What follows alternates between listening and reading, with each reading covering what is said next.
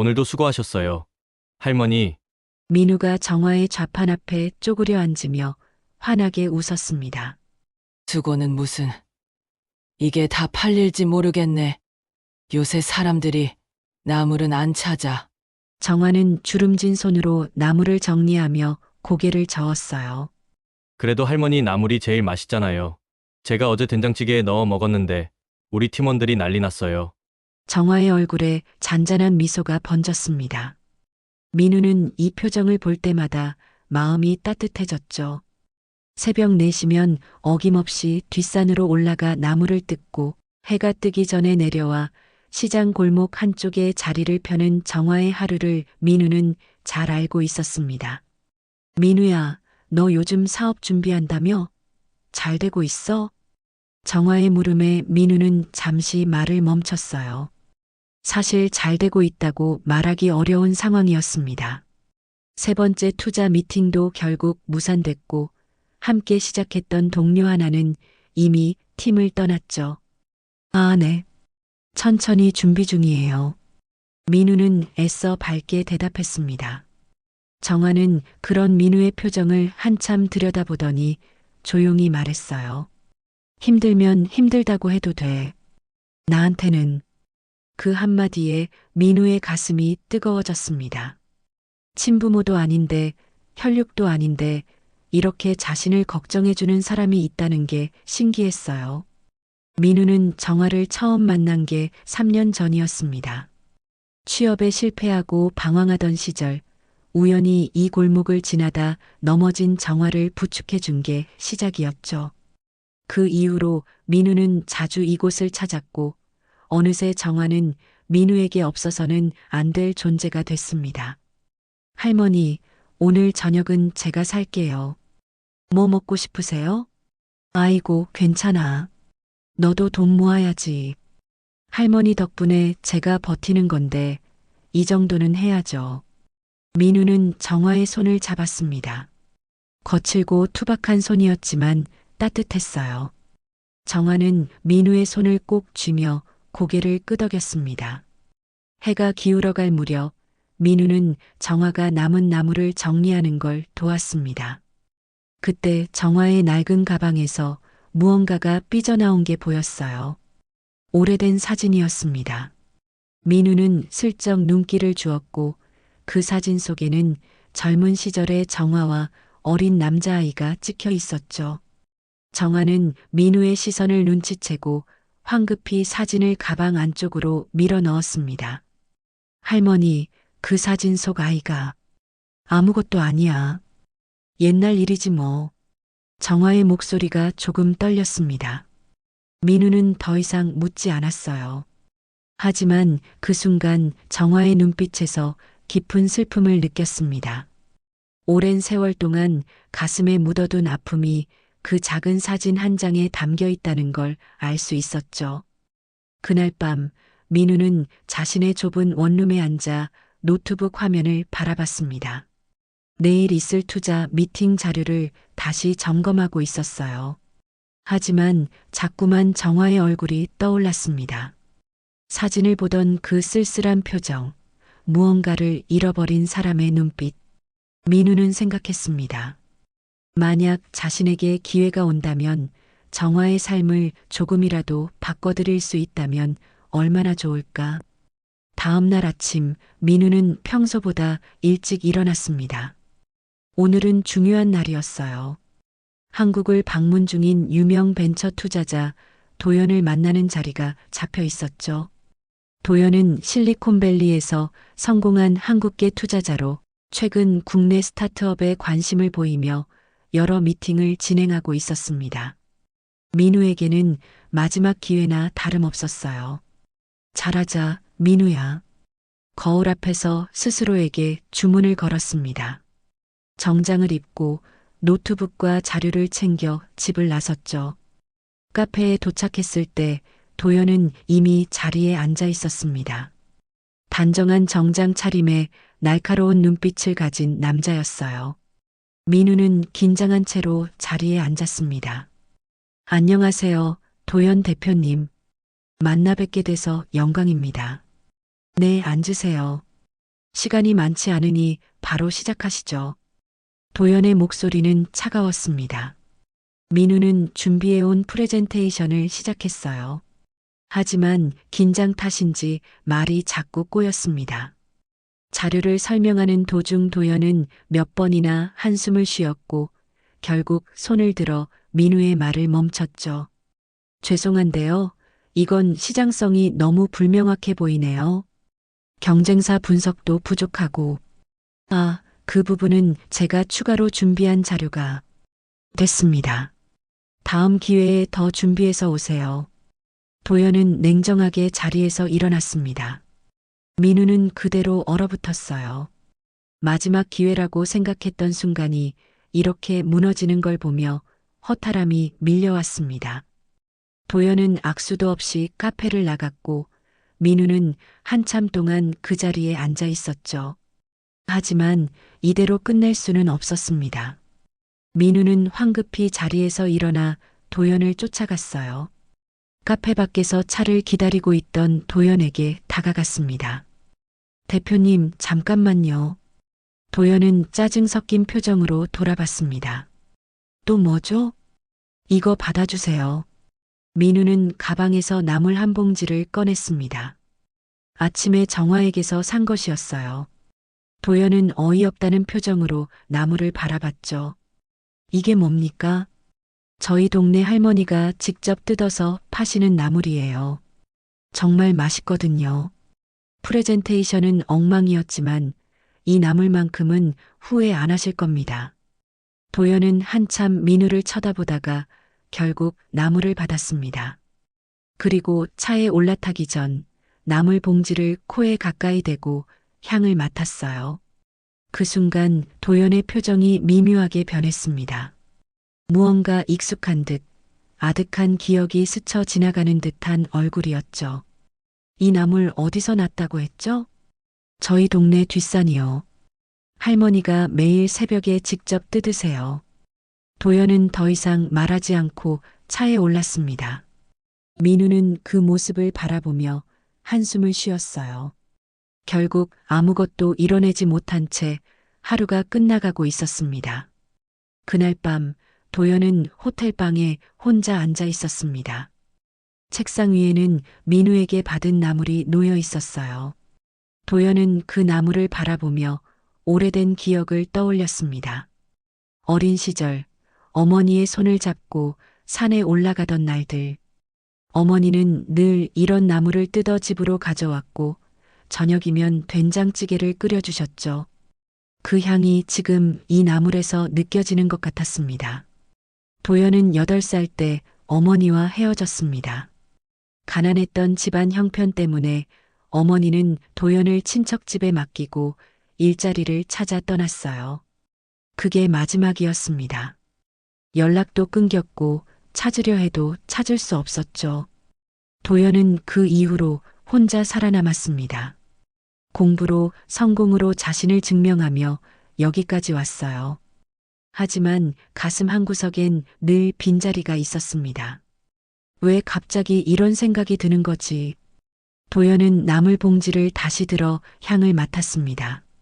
이상하게도 마음이 흔들렸어요.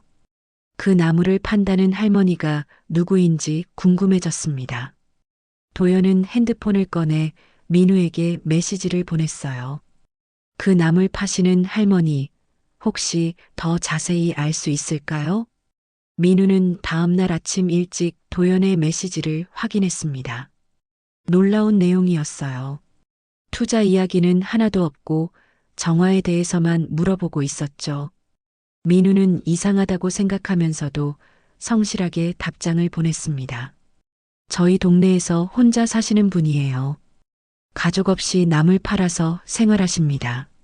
정말 좋으신 분이세요.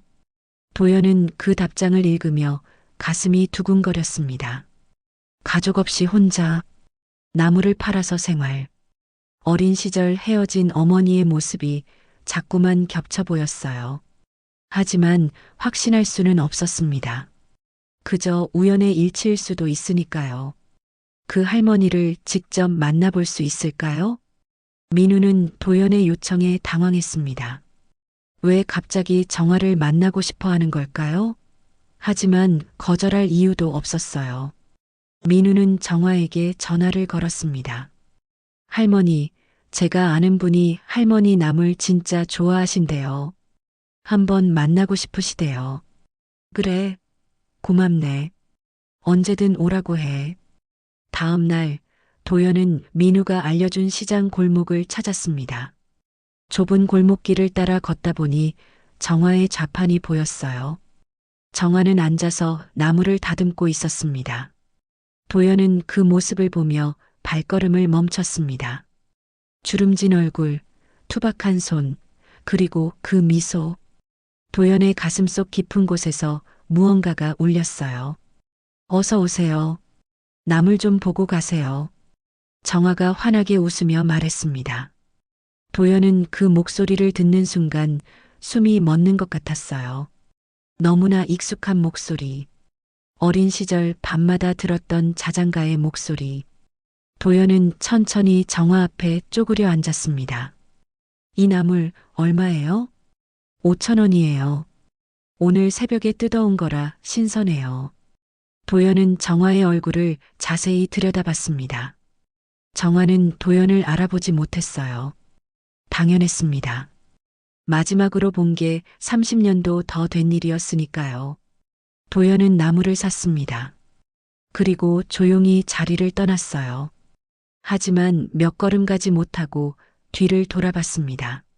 정화는 여전히 그 자리에서 나무를 정리하고 있었죠. 도연은 그날 밤 호텔방에서 잠을 이루지 못했습니다. 며칠 후 도연은 다시 민우를 만났습니다. 이번에는 카페가 아니라 조용한 공원 벤치였어요. 도연의 표정은 지난번과 달리 무거웠습니다. 민우는 무슨 일인지 궁금했지만 먼저 묻지 않았죠. 민우 씨, 그 할머니에 대해 좀 더 알려주실 수 있을까요? 무엇을요? 가족 이야기요. 왜 혼자 사시는지. 민우는 잠시 망설였습니다. 정화의 사적인 이야기를 함부로 꺼내도 되는 건지 고민됐어요. 하지만 도연의 눈빛이 너무 간절했습니다. 민우는 천천히 입을 열었어요. 할머니는 오래전에 아들을 잃으셨어요. 정확히는 잃어버리신 거죠. 가난해서 아이를 친척집에 맡기셨는데 그 이후로 연락이 끊겼다고 하더라고요. 도연의 얼굴이 하얗게 변했습니다. 민우는 그 반응을 보며 이상함을 느꼈어요. 대표님, 괜찮으세요? 계속 말씀해 주세요. 할머니는 그 아이를 찾으려고 몇 년 동안 애쓰셨대요. 하지만 결국 찾지 못하셨고 지금까지 혼자 살고 계세요. 가끔 그 아이 사진을 꺼내 보시는 걸 봤어요. 정말 가슴 아프더라고요. 도연은 더 이상 참을 수 없었습니다. 눈물이 핑 돌았어요. 민우는 놀라서 도연을 바라봤습니다. 대표님, 저도 어린 시절 어머니와 헤어졌어요. 친척집에 맡겨졌고 그 이후론 어머니를 본 적이 없습니다. 민우는 그제야 상황을 이해했습니다. 도연이 왜 정화에게 그토록 관심을 보였는지, 왜 자꾸 그 할머니에 대해 물어봤는지 알 것 같았어요. 혹시 할머니가 대표님의... 모르겠어요. 확신할 수가 없어요. 하지만 그 나물 향을 맡았을 때, 그 목소리를 들었을 때, 제 안에서 뭔가가 움직였습니다. 도연은 고개를 숙였습니다. 30년 넘게 찾지 못했던 어머니, 포기했다고 생각했던 그 사람이 바로 눈앞에 있을지도 모른다는 사실이 두려웠어요. 만약 아니라면? 만약 그저 자신의 착각이라면? 도연은 그 실망을 감당할 자신이 없었습니다. 확인해 보시지 그래요? 민우가 조심스럽게 물었습니다. 어떻게요? 할머니한테 직접 여쭤보세요. 혹시 아들 이름이 뭐였는지, 언제 헤어지셨는지. 도연은 고개를 저었습니다. 아직은 용기가 안 나요. 민우는 도연의 손을 잡았습니다. 며칠 전만 해도 자신을 차갑게 대하던 사람이었지만 지금은 그저 상처받은 한 사람으로만 보였어요.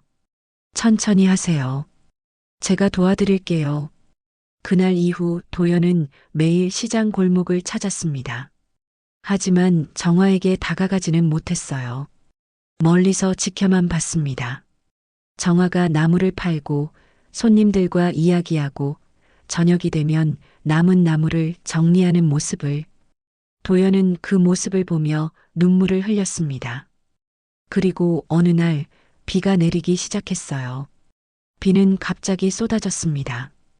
도연은 우산도 없이 골목 한쪽에 서 있었어요. 정화는 황급히 나무를 비닐로 덮으려 했지만 이미 늦었습니다. 나물이 젖어버렸죠. 정화는 한숨을 쉬며 젖은 나무를 들어 올렸습니다. 그 순간 발을 헛디뎠어요. 아! 정화가 넘어지려는 순간 도연이 달려왔습니다. 도연은 정화를 붙잡아 세웠어요. 정화는 놀란 눈으로 도연을 바라봤습니다. 괜찮으세요? 아이고, 고마워요. 깜짝 놀랐네. 도연은 정화의 손을 잡고 있었습니다. 그 순간 모든 기억이 살아났어요. 어린 시절 이 손을 잡고 산을 올랐던 기억, 이 손이 자신의 머리를 쓰다듬어 주던 기억, 이 손이 마지막으로 자신을 안아줬던 기억. 도연의 눈에서 눈물이 흘러내렸습니다. 어머니. 정화는 도연을 이상하게 쳐다봤습니다. 뭐라고요? 어머니, 저예요. 도연이에요. 정화의 얼굴이 굳어졌습니다. 믿을 수 없다는 표정이었어요. 도연은 주머니에서 오래된 사진 한 장을 꺼냈습니다. 반으로 찢어진 사진이었어요. 정화는 그 사진을 보는 순간 숨이 멎었습니다. 자신도 똑같은 사진의 반쪽을 갖고 있었거든요. 이게 어떻게... 정화는 떨리는 손으로 가방을 뒤졌습니다. 그리고 자신이 간직해온 사진의 반쪽을 꺼냈어요. 도연의 사진과 정확히 맞아떨어졌습니다. 정화의 눈에서 눈물이 쏟아졌습니다. 도연아, 정말 내가 맞니? 네, 어머니. 저예요. 두 사람은 빗속에서 껴안았습니다. 30년이 넘는 세월이 그 순간 사라졌어요. 정화는 도연의 등을 두드리며 울었습니다. 미안해, 미안해. 엄마가 너를 찾지 못해서. 아니에요, 어머니. 제가 찾아야 했는데 못 찾았어요. 민우는 멀리서 그 장면을 지켜보고 있었습니다. 눈물이 났어요. 정화가 얼마나 오랫동안 아들을 그리워했는지 알고 있었기 때문입니다. 민우는 조용히 자리를 떠났습니다. 지금은 두 사람만의 시간이 필요했으니까요. 정화와 도연은 한참 동안 서로를 껴안고 있었습니다. 비는 계속 내렸지만 두 사람은 신경 쓰지 않았어요. 세상에 둘만 있는 것처럼 느껴졌습니다. 어머니, 이제 저랑 같이 사세요. 제가 모든 걸 책임질게요. 도연아, 넌 이렇게 잘 컸구나. 엄마가 정말 자랑스럽다. 도연은 정화의 손을 꼭 잡았습니다. 이제 절대 놓지 않을 거라고 다짐했어요. 두 사람은 천천히 걸어갔습니다. 비에 젖은 채로 하지만 행복한 얼굴로. 며칠 후 도연은 정화를 자신이 머물고 있던 호텔로 모셨습니다. 하지만 곧 더 좋은 곳으로 옮길 예정이었어요. 도연은 서울에 집을 알아보고 있었고 정화가 편하게 지낼 수 있는 모든 것들을 준비했습니다.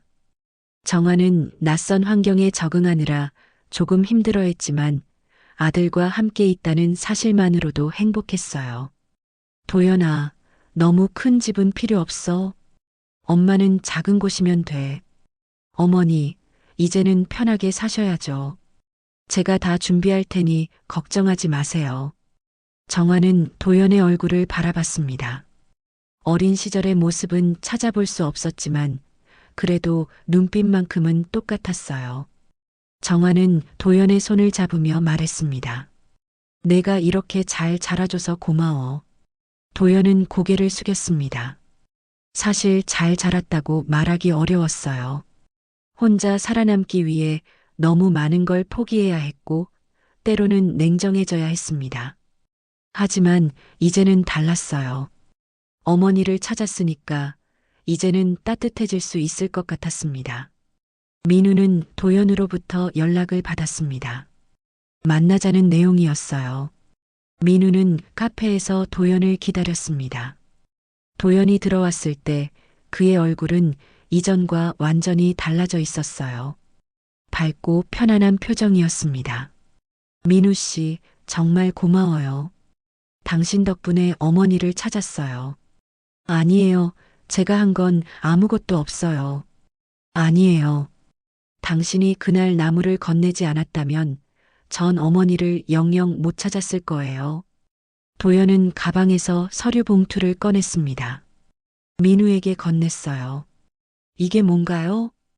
투자 계약서예요. 당신의 스타트업에 투자하고 싶어요. 그리고 제가 직접 멘토링도 하겠습니다. 민우는 믿을 수 없다는 표정으로 서류를 들여다봤습니다. 진짜였어요. 도연이 투자하겠다고 약속한 금액은 민우가 상상했던 것보다 훨씬 컸습니다. 대표님, 이건 너무 과한 것 같은데요. 아니에요. 당신은 자격이 있어요. 그리고 솔직히 말하면 이건 투자라기보다 감사의 표시예요. 민우의 눈에 눈물이 맺혔습니다. 몇 달 동안 거절만 당하다가 이렇게 기회를 잡게 되다니 믿기지 않았어요. 민우는 도연에게 고개를 숙였습니다. 정말 감사합니다. 열심히 하겠습니다. 전 민우 씨를 믿어요. 그리고 앞으로 자주 보게 될 거예요. 어머니가 당신을 많이 좋아하시거든요. 민우는 웃었습니다. 정화가 자신을 아껴주는 만큼 자신도 정화를 아꼈습니다. 이제 그 가족의 도연까지 합류한 셈이었어요. 몇 주 후 도연은 서울 한남동에 집을 마련했습니다. 넓고 밝은 집이었어요. 정화는 새 집에 적응하느라 바빴습니다. 도연은 정화를 위해 최고의 의료진을 구했고 건강검진부터 시작해서 필요한 모든 치료를 받게 했어요. 정화의 건강 상태는 생각보다 좋지 않았습니다. 오랜 세월 무리하며 살아온 탓이었죠.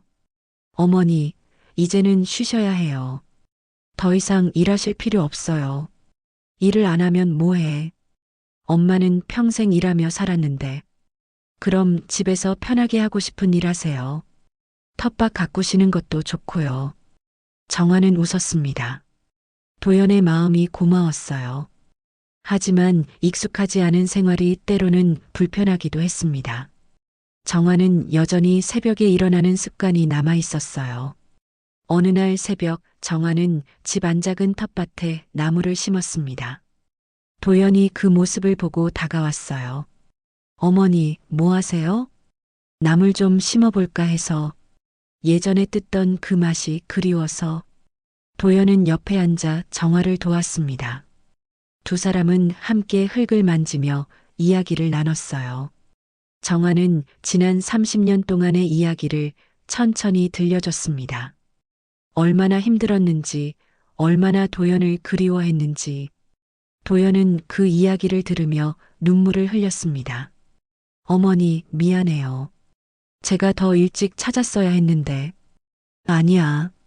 내가 잘못한 게 아니야. 엄마가 미안하지. 두 사람은 서로를 껴안았습니다. 이제는 과거를 뒤로하고 앞을 보기로 했어요. 민우는 도연의 도움으로 사업을 본격적으로 시작했습니다. 팀을 꾸리고 투자금을 받아 제품 개발에 집중했어요. 도연은 일주일에 한 번씩 민우를 만나 조언을 해줬습니다. 민우는 도연의 멘토링 덕분에 빠르게 성장할 수 있었어요. 민우 씨, 다음 주에 우리 집에 저녁 먹으러 오세요. 어머니가 당신 보고 싶어 하세요. 정말요? 가겠습니다. 민우는 도연의 집을 방문했습니다. 정화는 민우를 보자마자 환하게 웃었어요. 민우야, 오랜만이네. 얼굴 좀 보자. 할머니, 잘 지내셨어요? 여기서 너무 잘 지내지. 도연이가 나를 공주님처럼 대해줘. 세 사람은 함께 식탁에 앉았습니다. 정화가 직접 만든 나물 반찬이 가득했어요. 도연은 그 맛을 보며 어린 시절을 떠올렸습니다. 어머니, 이 맛이에요. 제가 기억하는 그 맛. 정화는 눈물을 글썽이며 웃었습니다. 민우도 함께 웃었어요. 이 순간이 얼마나 소중한지 세 사람 모두 알고 있었습니다. 계절이 바뀌고 정화는 완전히 새로운 삶에 적응했습니다. 건강도 많이 좋아졌어요. 매일 아침 텃밭에서 나무를 가꾸고 도연과 함께 산책을 나갔습니다.